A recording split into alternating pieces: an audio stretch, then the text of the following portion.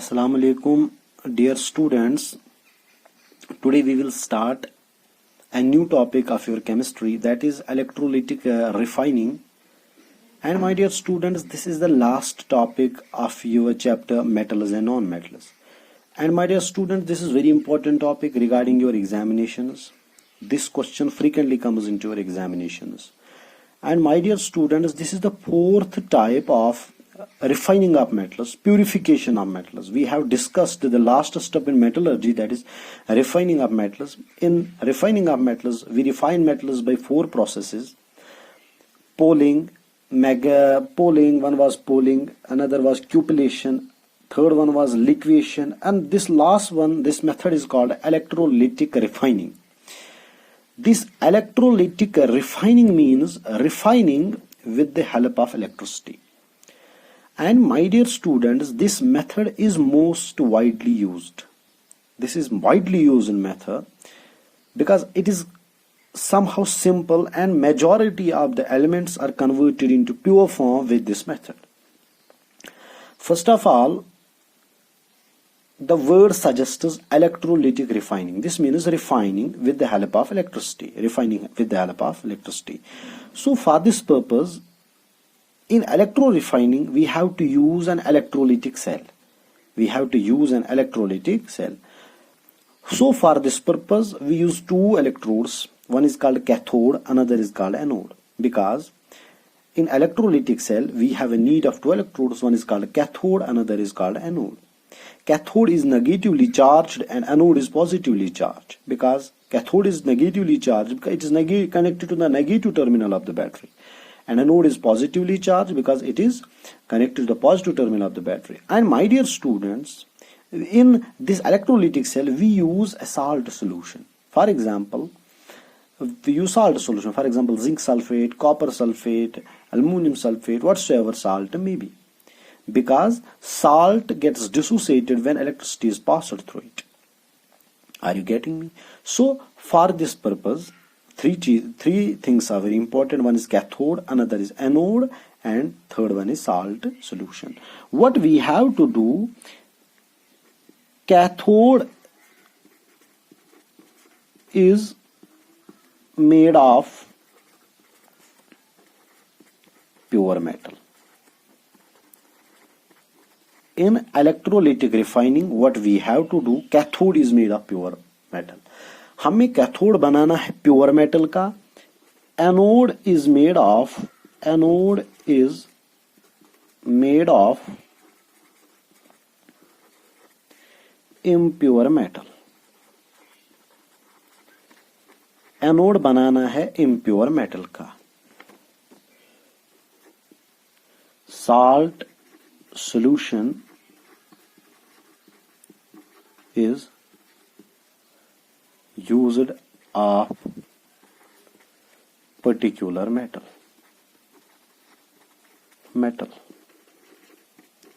who is to be purified, who is to be refined.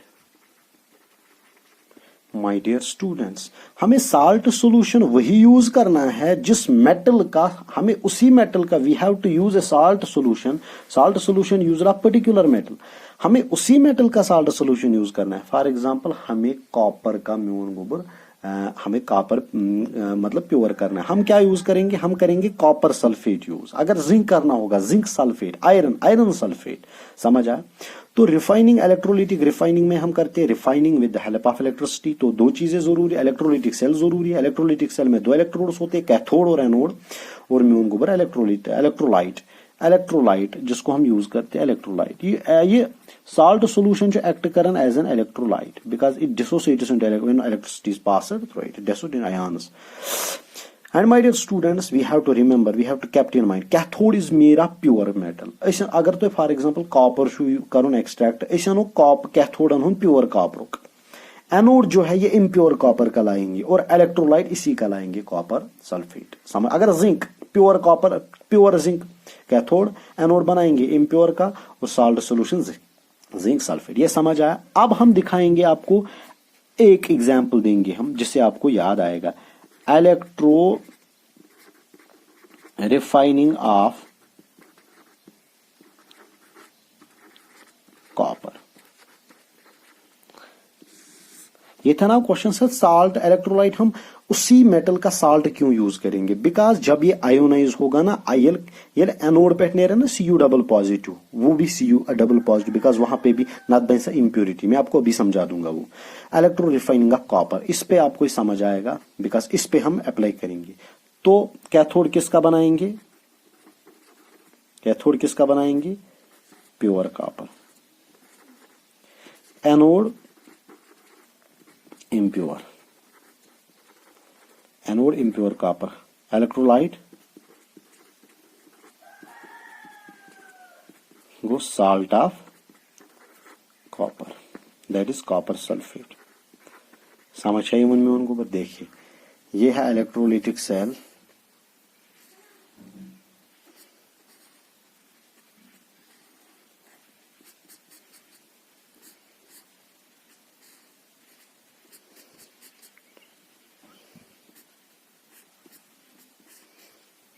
it is connected to the positive, it is negative, so this means this is anode and this is cathode,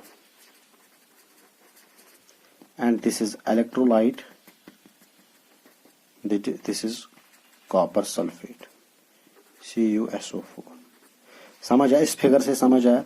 positive वाला anode है, cathode क्या है? Cathode बना है pure copper का और anode impure copper का। Anode केमिक बनो इम्प्योर कॉपर और कैथोड किसका बना है? प्योर कॉपर का। और इलेक्ट्रोलाइट किसका डाला? कॉपर सल्फेट का। म्यून गोबर हमने स्विच ऑन किया, इलेक्ट्रिसिटी हमने पास की। तो देखिए कॉपर सल्फेट कैसे आयोनाइज, ये बनाएगा Cu डबल पॉजिटिव तो SO4 डबल नेगेटिव बनाएगा ना। कॉपर सल्फेट गोड़े फुटन Cu, ये बनाएगा Cu डबल पॉजिटिव तो SO4 double negative. Actually due to 2G problem my dear students you cannot view this video very effectively. ये प्रॉब्लम है यहाँ पे, लेकिन अब आपको कंपनसेट करना है, ये टॉलरेट करना है। बात सुनिए म्यून गोबर, एट एनोड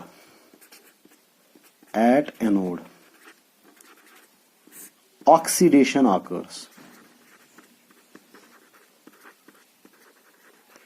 एनोडस पे ऑक्सीडेशन गसन, सो क्या गो? इम्प्योर कॉपरस गस ऑक्सीडेशन, ये बनाए Cu double positive plus 2 electron. म्यून गोबर एनोड जो है, एनोड से Cu डबल पॉजिटिव बाहर निकलेंगे, वो इलेक्ट्रोलाइट में आएंगे, बिकॉज ऑक्सीडेशन हो गई, लॉस ऑफ इलेक्ट्रॉन्स हो गए, ये कन्वर्ट हो गया Cu डबल पॉजिटिव में। क्या हो गया? कन्वर्ट Cu डबल पॉजिटिव में। जब ये Cu डबल पॉजिटिव में कन्वर्ट हो गए, ये आ गए इलेक्ट्रोलाइट में। अब यहां पे भी कॉपर डबल पॉजिटिव इलेक्ट्रोलाइट में। अगर ये जिंक सल्फेट करे यूज एट कॉपर तो जिंक मिक्स, समझ है म्यून गोबर? तो ये प्रॉब्लम है, बिकॉज ये फिर अट्रैक्ट हो जाएंगे कैथोड पे। बात सुनिए, अब कॉपर पॉजिटिव इतने ना सारी Cu डबल पॉजिटिव बाहर निकलेंगे, किस में आएंगे? इलेक्ट्रोलाइट। याद रखिए at anode at cathode reduction occurs cathodes पे रिडक्शन गसन, gain of electron Cu double positive plus 2 electron gives Cu। Cathode पे रिडक्शन होगी, जब रिडक्शन होगी copper double positive ions attract होंगे, बिकॉज कॉपर डबल पॉजिटिव है और कैथोड नेगेटिव है, ये कैथोड की ओर अट्रैक्ट होंगे, वहां पे फिर से 2 इलेक्ट्रॉन गेन करेंगे। और म्यून गोबर यम Cu डबल पॉजिटिव गसन डिपॉजिट कथ पे? कैथोडस पे। अमिच थिकनिंग गसे इंक्रीज कि डिक्रीज? ये गसे इंक्रीज। क्या गसे increase? Because Cu double positive के अट्रैक्ट अत कर यमो गेन 2 इलेक्ट्रॉन म्यून गोबर, और इस कैथोड की थिकनिंग इंक्रीज हो गई। एनोड ये गस खत्म, ये मकले, एनोड मकले म्यून गोबर। क्यों गस खत्म? बिकॉज अम मन Cu डबल पॉजिटिव नेबर नेरान, अत ऑक्सीडेशन गसान, तम कैथोडस कुन। अख टाइम वात कैथोड एनोड गस सोरे खत्म, ये पे शमा ना पिघलन, ये गस गल सड़ जाना, जिसको हम बोलते हैं, ये सड़ जाएगा, खत्म हो जाएगा। अथन रोजन खाली इम्प्योरिटीज योत, अथ वन एनोड मड। क्या वन? Anode mud. और म्यून गोबर तमिक मतलब गो एनोड से सारे Cu डबल पॉजिटिव बाहर निकलेंगे इलेक्ट्रोलाइट में, इलेक्ट्रोलाइट पे गसन तम अट्रैक्ट कैथोडस पे, कैथोड की थिकनिंग गसन इंक्रीज, बिकॉज कैथोड दी मन 2 इलेक्ट्रॉन और ये इनकी रिडक्शन हो जाएगी। मतलब वो कैथोड गस मोट, बिकॉज अत पे कॉपर गो अत पे डिपॉजिट, इस कड़ो कैथोड नेबर, वो हमें मिलेगा प्योर कॉपर। तो हमें मिलेगा प्योर कॉपर। एक बार फिर सुन लीजिएगा, इस इलेक्ट्रोलिटिक सेल में क्या करेंगे, हमने एनोड लाया इम्प्योर कॉपर का, कॉपर कैथोड लाया प्योर कॉपर का और लाया कॉपर सल्फेट सॉल्यूशन। जब इलेक्ट्रिसिटी पास की तो कहा इलेक्ट्रोलाइट एसोसिएट हो जाता है, और जो एनोड है एनोड से Cu ऑक्सीडेशन होगी, लॉस ऑफ इलेक्ट्रॉन्स होंगे, तो कॉपर डबल पॉजिटिव वहां से बाहर निकलेंगे, वहां से copper double positive, because copper ने 2 इलेक्ट्रॉन लॉस किए, Cu डबल पॉजिटिव बनाया। Cu डबल पॉजिटिव को इलेक्ट्रोलाइट अत पे गए अट्रैक्ट कैथोडस कुन, because Cu double positive is positively charge, cathode is negatively charge, यह गो उकन अट्रैक्ट, मोन गोबर अत करेम गेन 2 इलेक्ट्रॉन और गो कन्वर्ट कत पे कॉपरस पे, कॉपर कत पे खुद तेल वही मोचर कत खुद कैथोडस थोन न्युक न्युक कुस आव गलन गलन कुस आव गलन गलन आव एनोड, बिकॉज अत द्राय Cu डबल पॉजिटिव, यम द्राय सारी सारी सारी कत खत कैथोडस पे, मोन गोबर अख टाइम वात एनोड गई सोरे गब, अत रोज खाली इम्प्योरिटी योत, अत रोज खाली इम्प्योर, युस अस कॉपर साफ ओस करुन सह बनो अस कमुक एनोडुक, अत रोज खाली इम्प्योरिटीज बन कह रोज लस वस या बाकी बाकी यमन ऑक्सीडेशन गई कह तम रोज अथी, यथ वनान एनोड मड। तो इस मेथड से अस कोड़ कैथोड नेबर, यह द्राव प्योर कॉपर, यह ऑलरेडी पन प्योर कॉपर, मगर अत प्योर कॉपर खस डिपॉजिट थिकनिंग कमिच इम्प्योर कॉपर जो हमें प्योरीफाई करना था। तो इसको कहते हैं इलेक्ट्रो रिफाइनिंग ऑफ कॉपर। तो my dear students, this was about this thing. वहीं क्या छूते याद था, इलेक्ट्रोलिटिक रिफाइनिंग में आपको याद रखना है, रिफाइन करते हैं with the help of electricity, ये सबसे बेस्ट टेक्निक है और मेजॉरिटी ऑफ एलिमेंट्स पे अप्लाई करते हैं, जो सबसे प्योर तरीके से साफ करते हैं और ज्यादा क्वांटिटी में, अगर क्वांटिटी टनस में हो भी तो वहां पे भी हम इलेक्ट्रोलिटिक रिफाइनिंग करेंगे। पोलिंग करो बहुत कम को, बिकॉज इतने ग्रीन लॉग ऑफ वुड या लिक्वेशन इतनी कॉम्प्लिकेटेड, मतलब वो कॉम्प्लिकेटेड है। तो हम करते हैं कैथोड और एनोड इलेक्ट्रोलिटिक सेल की बात। कैथोड लाते हैं हम प्योर मेटल का, एनोड लाते हैं इम्प्योर का, और लाते हैं साल्ट सॉल्यूशन इलेक्ट्रोलाइट। बेशा त्रावन मोन गोबर थोड़ा H2SO4 सल्फ्यूरिक एसिड ड्रॉप 2-3 त्रावन कॉपर सल्फेटस मज।